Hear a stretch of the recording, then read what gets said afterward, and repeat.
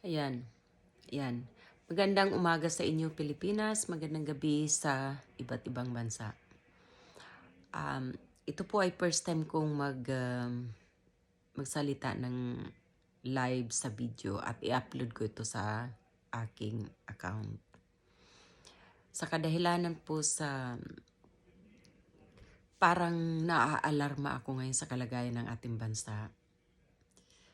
Pag may pagmamahal ka pala sa ating bayan at may pagmalasakit ka sa kapwa natin Pilipino, talagang makakagawa ka pala ng paraan para mailabas mo yung nasa loobin mo na ipahayag ang ating nararamdaman para sa ating bayan, sa ating pagmamalasakit at pagmamahal sa ating bayan.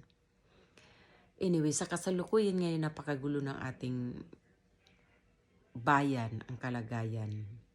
Dahil dito sa lumalabas na walang utang na loob ang ating bagong administrasyon Marcos, na samantalang inidulo ng napakaraming milyon-milyon Pilipino ang ang kanyang ama na pumanaw na si President Marcos Sr.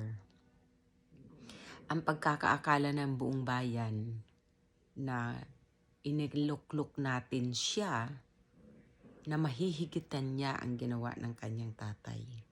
Subalit nasaktan, nagkamali, ang daming na-disappointed sa mga pangyayari ngayon. Kaya lamang ako nagsalakas ng loob na magsalita dahil palagi po ako nanonood ng mga vlogger, mga live, kung sino-sino dyan sa YouTube para at least na-update po ako dahil na-update ako sa mga balita sa bayan natin. Dahil andito ako sa ibang bansa at katulad din ng karamihan na nagkakausap ko dito na naguguluhan sa kalagayan ng ating bayan. Ito lang ang masasabi ko mga kapwa ko Pilipino.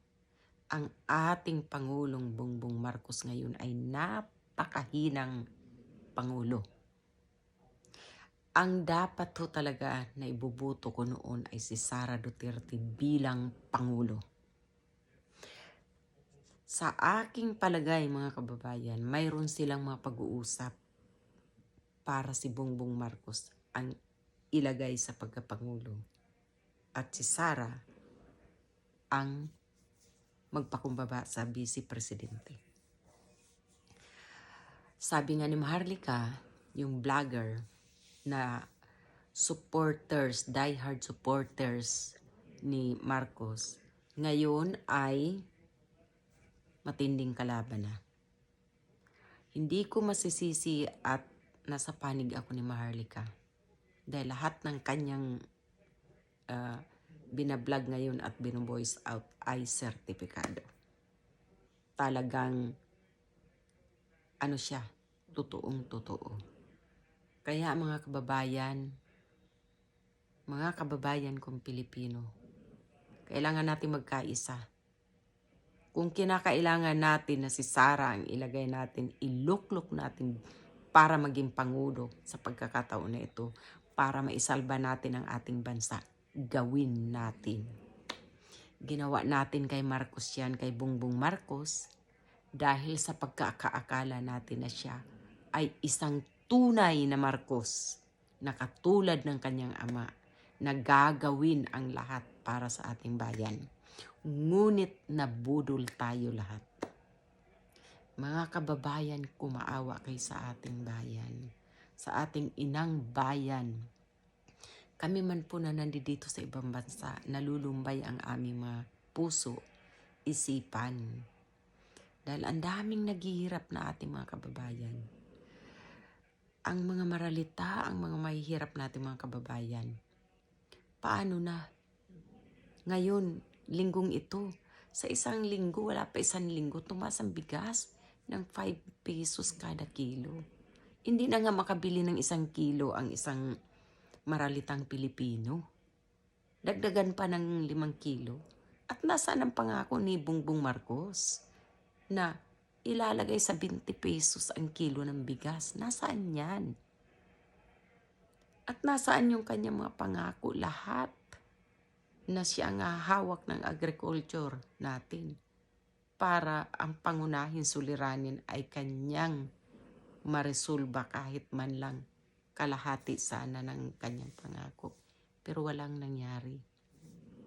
Bagkus, pinabayaan niya ang drug on war. Alam niyo po, nakatira ako dyan sa Maynila sa liblib na lugar squatter sa parte ng Valenzuela.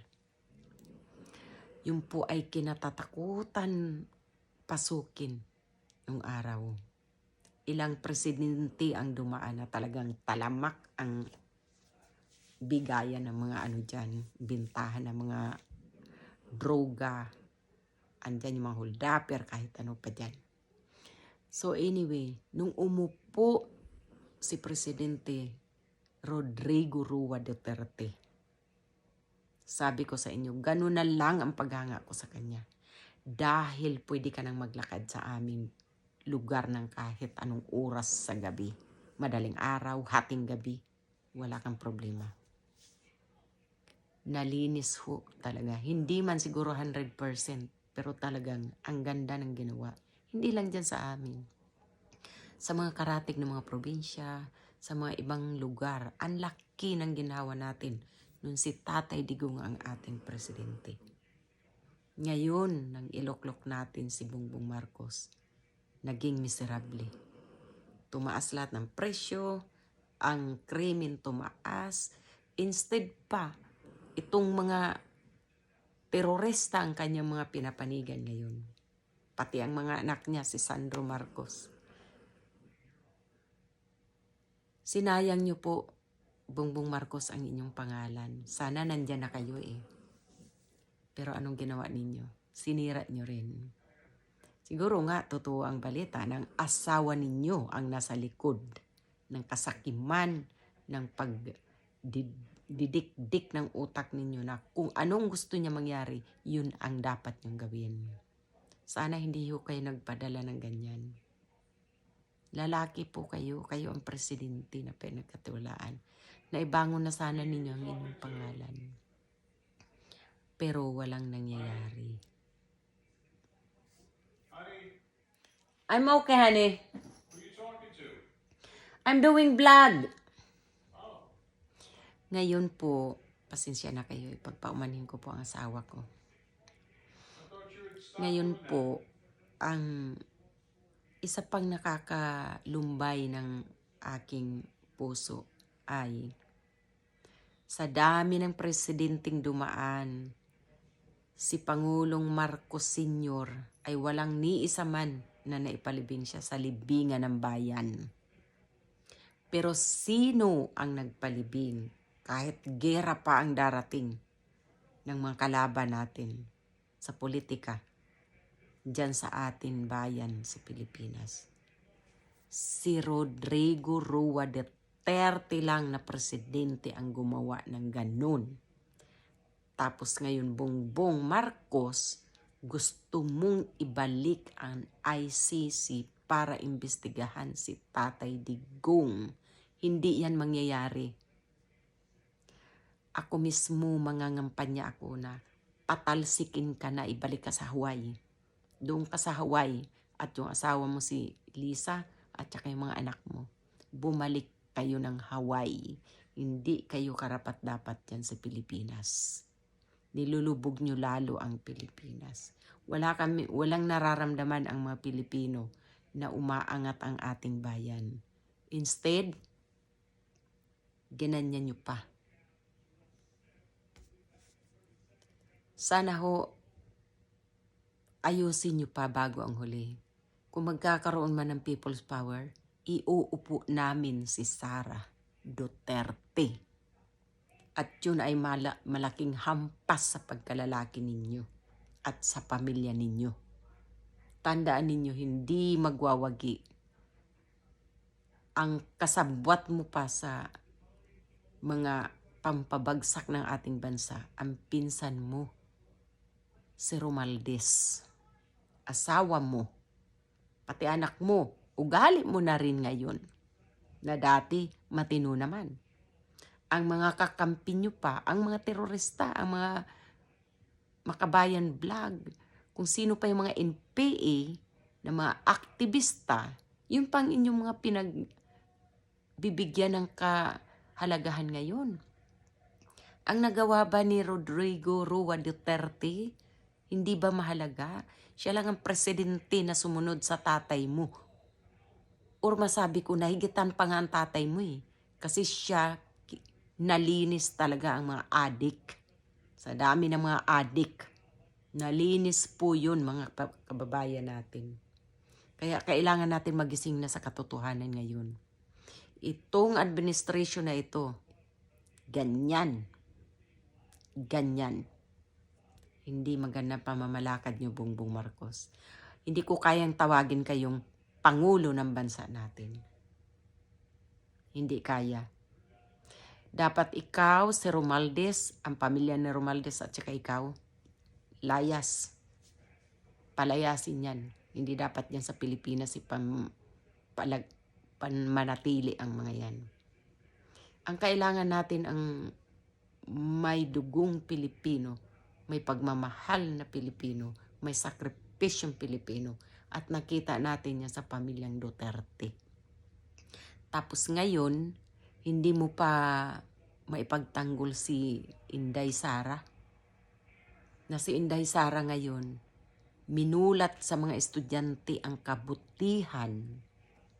Hindi yung mga nakaraan administrasyon na nilunod ang ating nakaraan kasaysayan. Iminulat at ipinaturo sa mga kabataan ng mga guro kung ano yung mga kasinungalingan. Kaya sana mga kababayan, magkaisa tayo. Magkaisa tayo. Gawin natin ito para sa ating bayan. Ako po ay bumuboto, binoto ko po si Bongbong Marcos. Pero I'm so disappointed. Very disappointed. Ito naman, may senator naman yan na tumutulong nga. Si Senator Tolpo, sige, kunin nyo lang po ang tulong niya. Pero sa butuhan, sa election, wag na rin natin yan kasabot din po yan Marcos. Kasabot yan. Itong mga naglipatan ng mga party list na dating hukbong ng pagbabago at saka dating kay Pangulong Rodriguez, ilista po natin yan at tandaan natin na pagdating ng eleksyon, wag na ho natin iboto, wag na ho tayong pabubudol pa. Wag tayong pabubudol. Kasi kung ay iluklok natin dyan, ay puro mga may malasakit, may pagmamahal sa bayan natin. Unti-unti na ho sanang umaangat ang bayan natin. Sayang nga lang bakit si Tatay Digong hindi natin in-extend. Dapat people's power, extend natin yan. O kaya, yun ang ilagay natin presidente ulit. People's power. Ang presidente natin si Tatay Digong. Ang vice president si Inday Sara. Palagay ko tayo pag nagkaisa, kayang gawin natin lahat yan. Kasi ang buong akala ko si Bongbong Marcos maganda, pero hindi pala. Mas masahol pa sa ibang mga naging presidente. Mga kababayan, gawin natin ito para sa ating bayan. Ang bayan ho natin ay mayaman. Kung hindi lang ho mga korupsyon. Ang angka nito ni Lisa Marcos na sana siya, na Aranita siya. Mga kamag-anak ko ang nagtatamasa ng pera ng taong bayan. Alisin ho natin sila dyan para maging mapayapa ang ating bayan. Magkaisa tayo, mga Pilipino. Kung po pwede ho sana, kahit yung iparating natin sa ating mga maralita, kung anong tulong na kukuha nyo ngayon, yan ay palamuti lamang. Kunin po ninyo. Kasi pera ng bayan natin yan eh. Hindi naman ang pera nila yan eh. Sila ho ay soldado natin, mga tao na nagtatax. Kunin ang mga tulong nila. Kunin nyo lang. Pero pagdating sa butuhan, huwag natin sila iboto. Salamat po. Salamat. God bless you all. Salamat po. Sana'y magkaisa tayo para sa ating bayan. Maraming salamat.